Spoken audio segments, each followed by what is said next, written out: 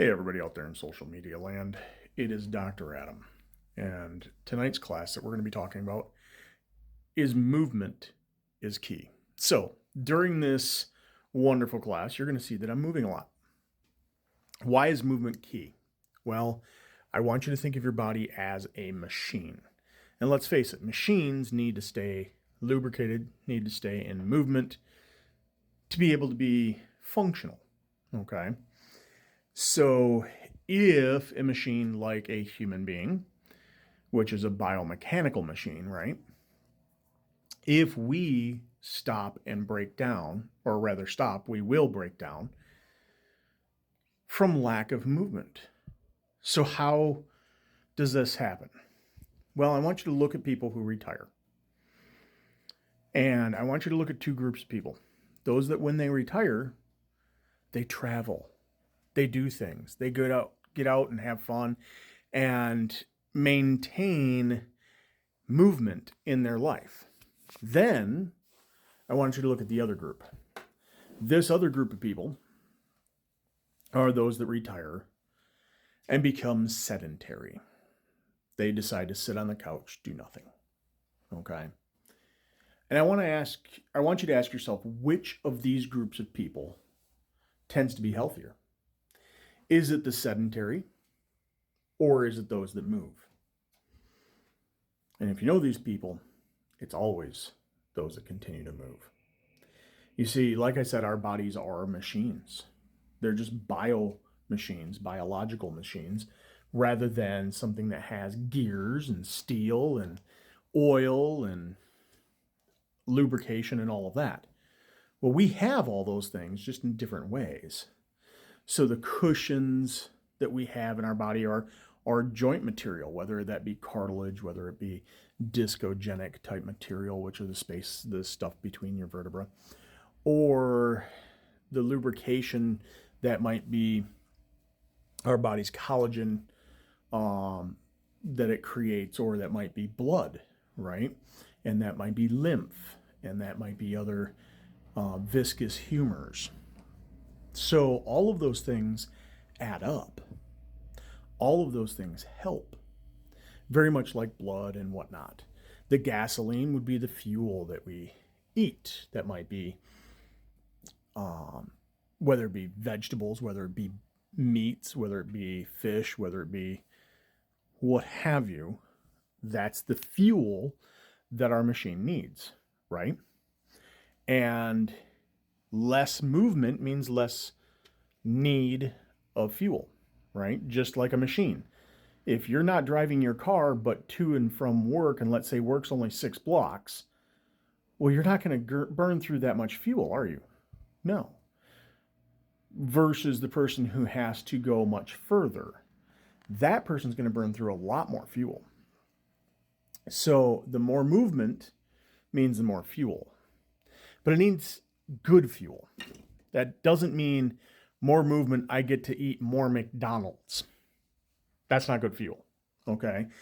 That means more fuel means more healthy fats, more lean proteins, more complex carbohydrates, not more sugar, okay? Sugar is like putting salt in the gas tank. It's going to screw up the engine. It's going to mess up the body. So we need to look at what's the best movement. Well, yes, as we age, parts of us start to break down, much like our cars. As the cars age, the shocks start to wear out. Well, that might be your knees, right? The transmission might need to be replaced. Well, that might be like your hip, right?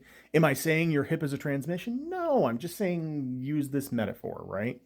Certain times throughout our life, we overuse or use improperly certain aspects of our body, whether it be our knee, our wrists, our elbows, our hips, our shoulders, our back. And those things break down because of improper use quicker than others.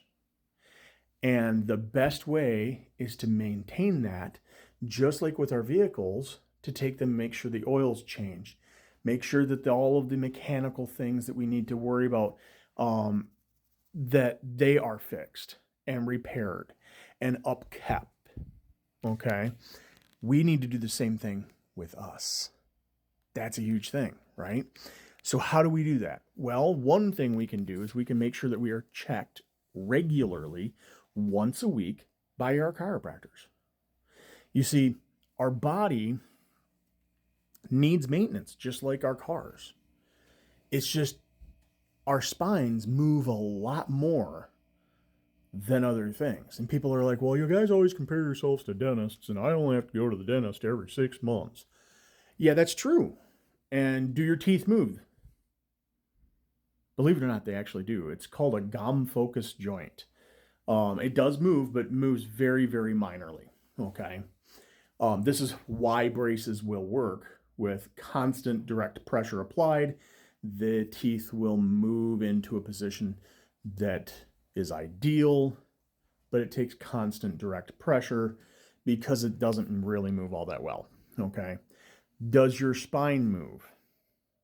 I hope the answer to that is yes. In fact, those 24 movable segments called vertebra move a lot. And if something moves a lot, that means the chances of it moving improperly are high, which means the more frequent you need to get checked. So instead of getting checked once every 6 months, it's best to get checked once a week. Why once a week? Well, we know that with proper movement, things work really, really well. But we also know that if you take a improper movement, like a slip, a fall, a bump, a bang, a slide on ice this time of year, it's pretty prevalent. Especially with this little bit of a warm-up we've got, we're going to create a lot of slickery spots, right? And that improper movement causes your muscles to tense and pull vertebra out of place. Now, how do we correct that? Well, you can, if you want, go to school for the equivalent of roughly 10 years and learn how to do this. Or you can save some money and you can go see your chiropractor. Okay. So your chiropractor went to school for the equivalent of 10 years, roughly. And they have learned the vectors of how to correct a subluxation. So a subluxation is a bone out of place that's putting pressure typically on the nerves. Okay. Now, think of a joint being out of place, right? And we're not talking about marijuana joint. We're talking about a joint like a finger or whatever, or vertebra, right? When those are out of place, they don't just go out one direction. They just don't. Okay. They typically go out in 3 different directions, right? So we're not just adjusting from posterior to anterior, which is what you feel when I push on your back, right? We're adjusting posterior to anterior, medial to lateral, or lateral to medial, depending on our contact point. And we're also adding torque, clockwise or counterclockwise torque. And we're doing all of that in a matter of that burst of a second when we adjust. So knowing how to adjust and training yourself on the logistics and the feeling of how to adjust and having that proper movement to know it, it takes a lot of time. It takes a lot of effort. It takes a lot of energy.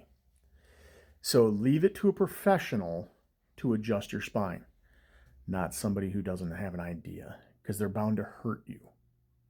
Where somebody who has gone to school for this knows how to correct that subluxation so that your body has relief and heals instead of has problems and feels worse. Okay. So if you have questions about how chiropractic can help you, let me know. Leave it in the comments below. I'd love to discuss this topic of movement more, but I'm trying to keep these to 10 minutes so that they upload a little bit easier for you guys. So I hope you all have taken something from this, and I hope you all enjoy this coming week. And as always, I will see you later this week and early next week for your adjustments. Thank you, and I'll see you very soon, and a happy and Merry Christmas.